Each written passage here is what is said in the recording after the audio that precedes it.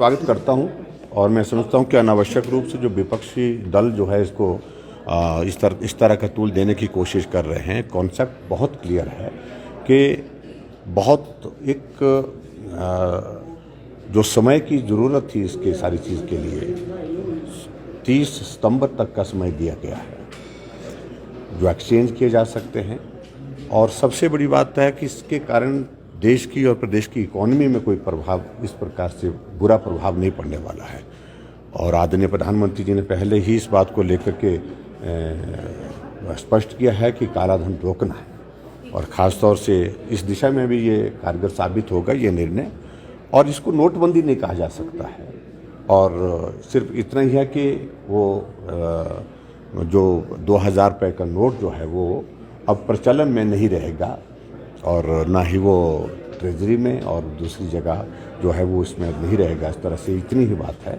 और ख़ास तौर से उसके कारण जो एक निर्णय लेने के बाद जो विपक्ष के लोग जो जिस तरह से प्रचार करने की कोशिश करें, मुझे लगता है कि वो अनावश्यक है।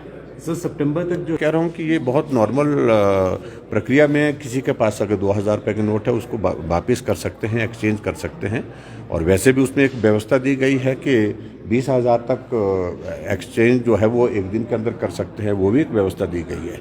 तो ऐसे में मुझे लगता है कि वो जो पैनिक क्रिएट करने की कोशिश की जा रही है विपक्ष के द्वारा अनावश्यक रूप से, उसकी आवश्यकता नहीं है। स्वागत करता हूँ और मैं समझता हूँ कि अनावश्यक रूप से जो विपक्षी दल जो है इसको इस तरह का टूल देने की कोशिश कर रहे हैं। कॉन्सेप्ट बहुत क्लियर है कि बहुत एक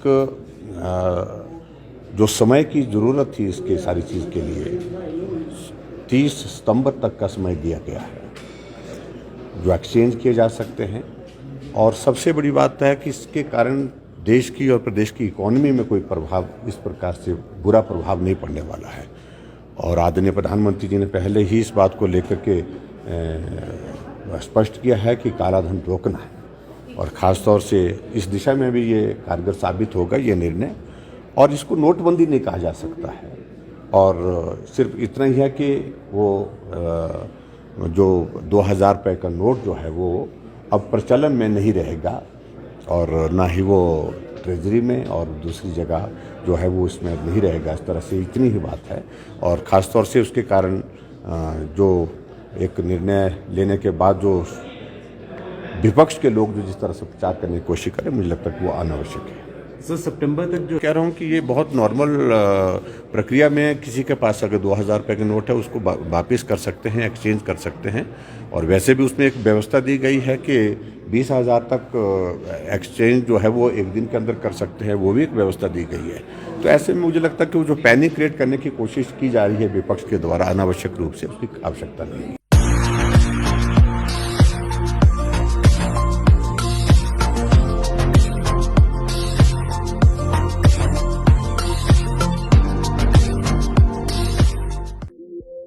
भावे हिमाचल डांस चैंपियनशिप आ गया।